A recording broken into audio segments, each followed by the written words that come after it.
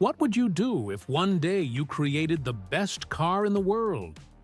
Not just faster than the competition, but safer, lower, more solid. A machine that hugged the road as if glued to it. A body as rigid as a single block of steel. And a driving feel that made every other car seem outdated. If you truly achieved that, how long do you think you would survive? In 1948, the Hudson Motor Car Company did the unthinkable, and less than 10 years later, they disappeared completely. Today, many younger people only know the name Hudson through an aging cartoon character, an old racer, slow-talking, living in nostalgia. But the historical truth is far less gentle. Hudson was not old. Hudson was ahead of its time. And that is exactly what killed them. Today we explore how Hudson created a car that was technically superior and why in the automotive industry, better has never meant survival. In 1909, Detroit was like Silicon Valley in the 21st century. Hundreds of automobile companies were born, and just as many names vanished without a trace. Hudson emerged from that chaos not from a single eccentric inventor, but from an alliance of 8 men, later known as the Hudson 8. At the head was Roy D. Chapin, a marketing genius with razor-sharp instincts. Chapin understood what Americans wanted. Not the cheapest car, but the car that made them feel they had moved up to a higher class. Beside him stood Howard Coffin, the chief engineer, a cold mechanical mind who believed that correct engineering would speak for itself. And behind them all, quiet yet decisive, was J.L. Hudson, a Detroit retail magnate who hated automobiles but trusted Chapin completely and was willing to provide the capital. The first victory came early. The Hudson 20 sold more than 4,000 units in its first year alone, a massive number for the time. In terms of design, the 20 had a boxy, upright pre-World War I appearance, but beneath that conservative shell was an extremely serious structure. The steel frame was thick, solidly manufactured, not flexible or soft like many low-priced cars of the era. Hudson built the frame first, then mounted the body on top, prioritizing durability, stability, and long-term longevity. The heart of the Hudson 20 was a 4-cylinder engine with a displacement of approximately 2L, delivering extremely impressive output in 1909. More important was how it operated. Strong low-end torque, smooth running, minimal vibration, something many competitors had not yet achieved. The manual transmission meshed precisely, delivering power smoothly and allowing the car to travel comfortably, even on the rough dirt roads of early 20th century America. By 1916, Hudson delivered a true technical knockout, the Super 6 engine, a straight 6 engine. The breakthrough lay in its fully counterbalanced crankshaft, appearing for the first time in a production automobile. Before this, 6-cylinder engines vibrated heavily at high RPMs, limiting speed and durability. Hudson solved the problem at its root by redistributing rotating mass, allowing the engine to run both powerful and smooth.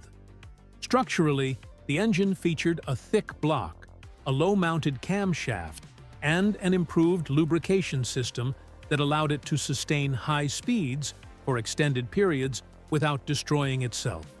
Something nearly unthinkable in the 1910s. As 1929 arrived and the Great Depression struck, Detroit was no longer a land of dreams. It became a battlefield. Names once considered untouchable like Pierce Arrow, Duesenberg, and Marmon fell one by one. Luxury cars died first. Cheap cars couldn't generate enough profit to survive. By 1932, Hudson sold fewer than 8,000 vehicles under its main brand, a record low that pushed the company to the edge of bankruptcy. At that moment, in order to save itself, Hudson made a critical decision. Instead of clinging to a luxury image, They chose strength, durability, and value for money. The answer was called Terror Plane. In overall design, it was more compact and lighter than traditional Hudson models. The body was simple with fewer unnecessary decorative details, helping reduce production costs and weight. But don't let its modest appearance fool you. The Terraplane's chassis was heavily reinforced with balanced weight distribution that allowed it to handle rough roads. The heart of the Terror was a straight-six engine directly inherited from the Super 6. The suspension was tuned to be just firm enough, just comfortable enough, not luxurious, but stable. The transmission and drivetrain was simple, easy to repair, and rarely failed. Terraplane didn't try to overwhelm you. It made you trust it. The marketing strategy that accompanied it was just as bold. Amelia Earhart, the most famous female pilot in America, became the face of the brand. She drove a Terror, trusted a Terror, and so did the public. Meanwhile, on the darker side of society, Terraplane became a favorite among gangsters. John Dillinger and other notorious bank robbers chose Terraplane for one simple reason.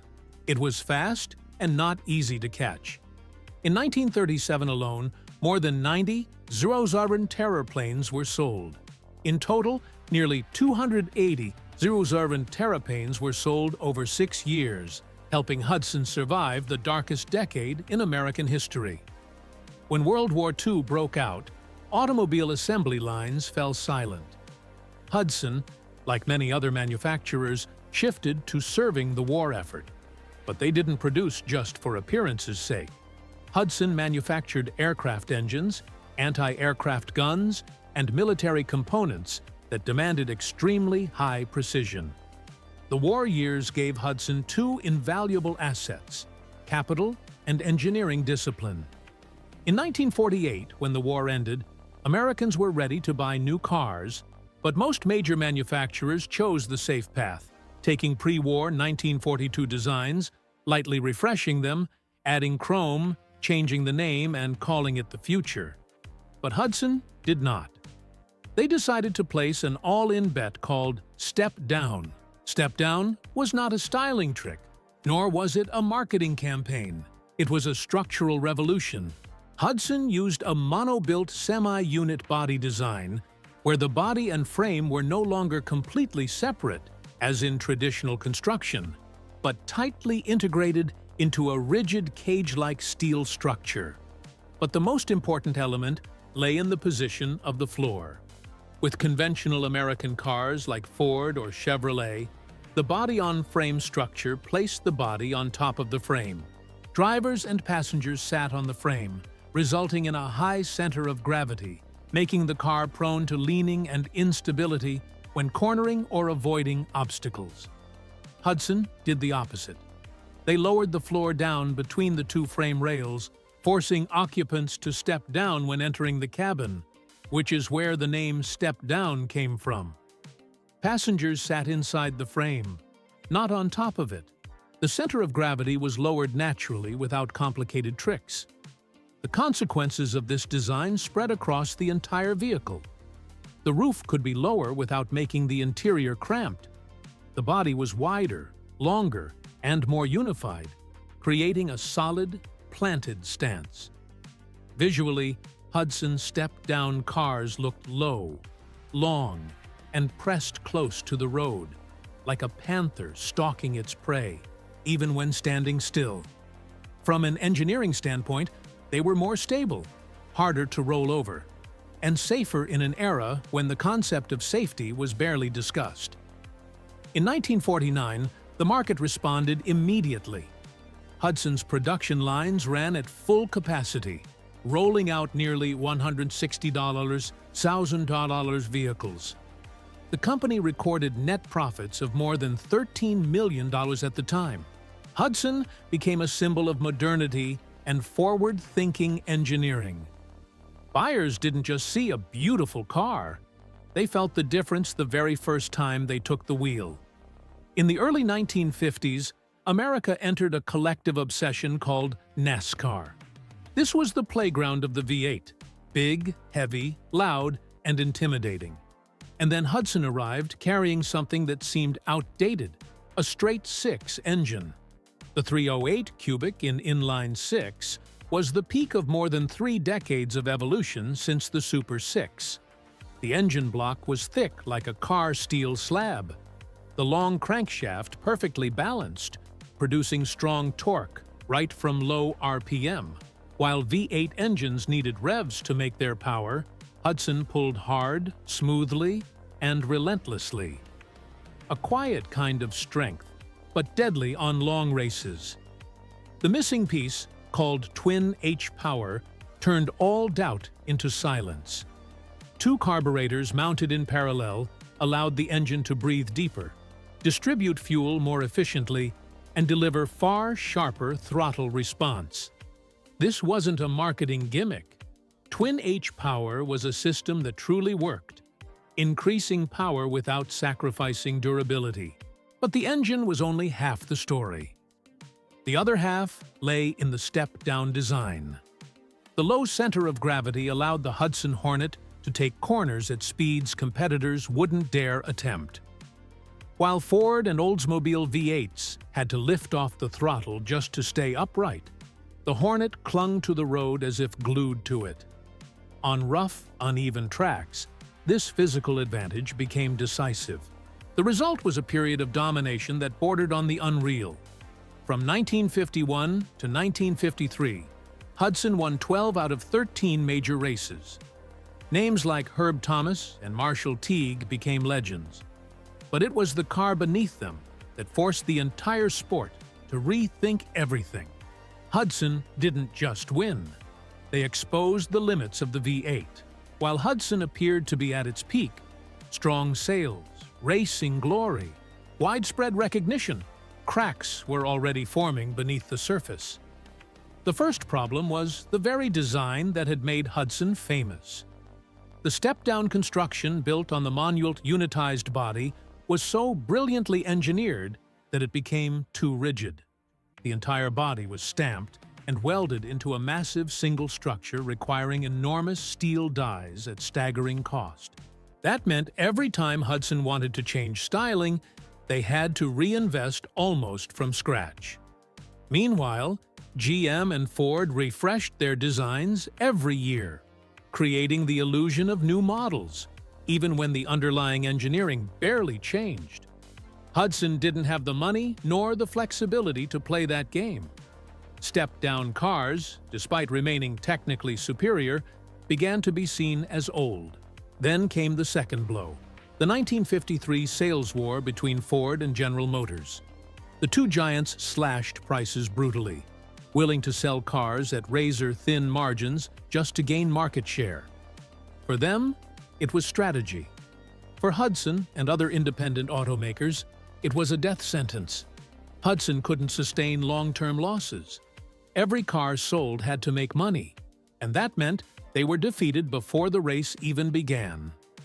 In desperation, Hudson made a fatal mistake, the Hudson Jet. In terms of design, the Jet was Hudson's attempt to enter the compact, low-priced car segment to compete with Chevrolet and Ford.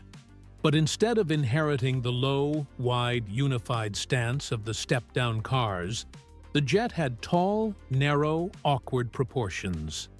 A high roofline, short body, and small wheels made the car look top-heavy and visually light at the bottom, completely contradicting the design identity Hudson had carefully built. As for the engine, the Hudson Jet used a 202C in inline six. Technically reliable and durable, it ran smoothly, consumed fuel reasonably, and was adequate for daily use. But the problem was that Hudson had poured $16 million US into this project, while what the market truly wanted was a modern V8 engine to continue the performance war.